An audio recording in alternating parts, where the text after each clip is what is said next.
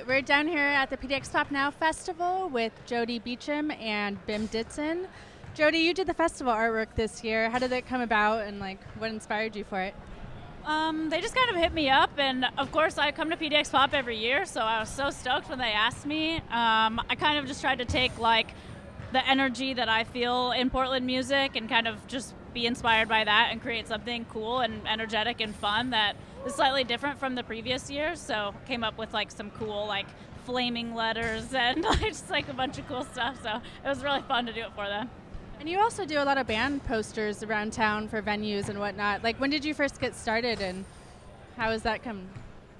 I feel like I started doing a bunch of like posters and t-shirts maybe like 3 or 4 years ago, and they just kind of snowballed. So once you do one, then you know the other band's homies like, oh, she did this poster, she did this t-shirt, and then it all just kind of like snowballs into like then you're doing t-shirts for like so many cool bands, and then it just, yeah. So like, we're here at an All Ages festival. Is that something that's like always been important to you, or were you exposed to music at a young age, or artwork, just how it's formed your art now? Yeah, I mean, I feel like as a kid, and I moved to Portland when I was pretty young, and there wasn't any resources for all ages, I felt like, and so many shows that I couldn't go to, and I was so bummed. And so having PDX Pop was just such a good experience. There's so many great bands that come here and that I just like wouldn't get to see as a young person, and I think that's super important to have as a resource here in Portland. So we're standing in front of the Ricksketball van, and you did this whole side of the van. You want to tell us about that process? Yeah. Oh man, well, there's just like a bunch of awesome graffiti guys who normally do it, and Bim just asked me to do it this year, and I was really nervous and was just like also really stoked, and came up with this like rat kind of holding a hand, like getting away, and if you look on the back, he's holding a pizza slice, and the other side's done by this awesome artist Matt Schlosky, who's really cool to work with, and I don't do graffiti stuff that often, so he taught me a bunch of tips and tricks, and it was super fun to work with him.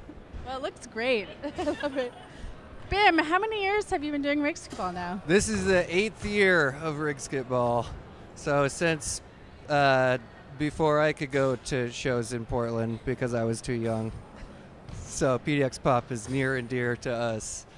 Well, you played the festival too. Yeah, and we played, I mean, my band is called and our first like legit good show was PDX Pop at XRAY in 2009 or somewhere around there. And so for us, it was like the first time that we ever actually played like a show that wasn't just our moms, So it's like really important to us, and all ages is just important to me because I'm somebody that has been playing in bands since I was like a young teenager, and it's tough to like stick with music when the whole society is built for that to be like arranged around where there's alcohol, and so for me it's like I spent 8 years not really being able to participate in a full way without breaking the law, and so it's stuff like PDX Pop, and I think especially any kind of advocacy that comes out of this, of people going like, oh, this does matter that youth can experience this, it's really, really important. And that's where like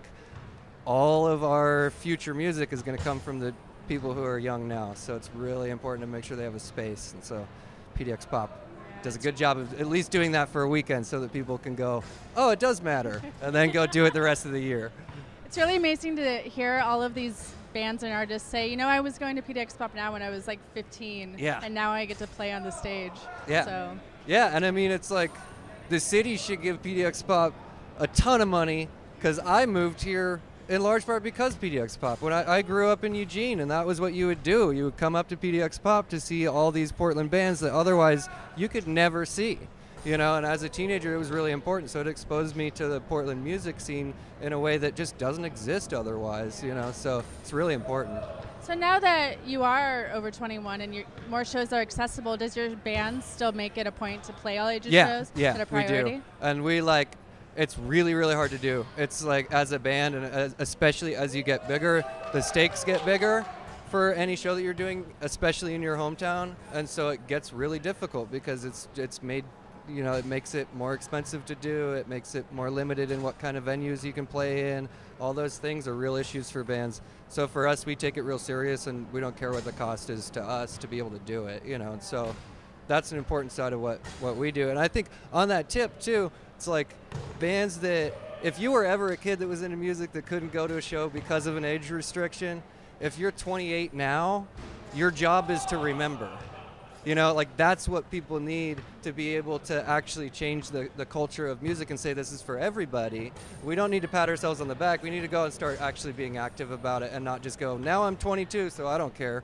You know, like screw them. They're not my crowd anymore. So I think we don't need more youth involved. Youth are already involved in a high extent because they're stoked. But we need more like people who are 30 advocating for people who are 16. Yeah. You know, that's what's going to change it. What are some things that you think would really make Portland more accessible for kids, or like some policy changes? Dude, I think like I'll probably get in trouble, but I think bands need to step up a little bit, but a lot of bands do a lot already and they do as much as they can. But I think the number one thing is that venues need to step up. Venues need to go, we're taking a stand. We'll lose out on some of the profits that come from this alcohol so that we can have a future of music in Portland. That's what needs to happen. It needs to be the owners of venues stepping up and making a stand for what they believe in. That would do it. No policy changes needed. So behind us, we have people shooting on, yeah. on the hoop. Oh, yeah, this.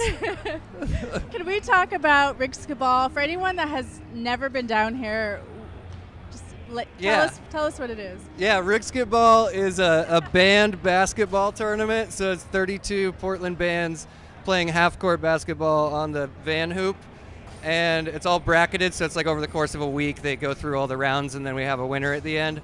And it's just like a fun time for musicians to get together and do something that's not it's just not directly related to what they're doing as musicians, and so it helps people make friends with bands that they would never meet who are in different genres or different scenes, or for whatever reason just wouldn't really have a reason to hang out, and this gives them a reason to. And that's really the main thing. It's just, if they all would be much better friends if they had more chances to just do something that doesn't matter, so that it's low pressure and you're not like playing some game. So it's basically like the most anti-LA vibe ever. You've really built a community around it. It's incredible. Yeah, I mean, it built itself. I've been trying to get rid of it for a while, so. Well, I think we all hope that doesn't ever happen. What is your most memorable Ricksketball experience or game? Oh man, I don't know. We've had a lot of stuff. We've had everything from like name dropping kind of stuff of like Portugal the Man showing up and playing basketball, which is whatever because they're not that good at basketball. Come out and try it. But I don't know. I mean, for me, it's mostly the collaborations. It's like when bands play Ricksketball and then they become friends, and then I see a single come out and it's like these two artists that never knew each other before they played some basketball. And that's like the most special thing, is when it like goes beyond our little week of summer stuff and turns into like a real friendship between musicians. Jeez. So is there any band that you've always wanted to get out here? Do you want to make like a plea for them to come play, or a challenge? Oh man, I want David Byrne. That would be incredible. No, I would want like every single really awesome metal band in the world to come and play Ricksketball, because all the metal bands tend to be the most fun, because they're like the most like just gnarly, goofy, like funny nerd guys that kill it. Yeah. So Russian Circles, Mets. I'd love to see that. Red Fang, Mastodon. Yeah, get Idols over for some punk. You're all listening to XRAY. I know you are. What do we have to look forward to for this weekend down here? Oh, I want to see, for PDX Pop, I'm really excited for Nasal Rod, because they're maybe my favorite band right now. So that's my excitement one. And then also for Ricksketball, just all of them. They're all good. Yeah. Well, thank you so much for talking to us. Yeah, really appreciate thanks. it, and I hope you have a great weekend. Yeah.